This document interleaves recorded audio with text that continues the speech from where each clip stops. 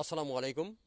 অচিরেই ভারতবর্ষ ভেঙে টুকরো টুকরো হওয়ার পর্যায়ে পৌঁছে গেছে, কারণ মোদী সরকারের দীর্ঘ স্বৈরশাসন এবং হিন্দু মুসলিম দাঙ্গা লাগানোর ফলে সেখানে এমনিতেই সাধারণ মানুষের মধ্যে তীব্র ক্ষোভ বিরাজ করছে।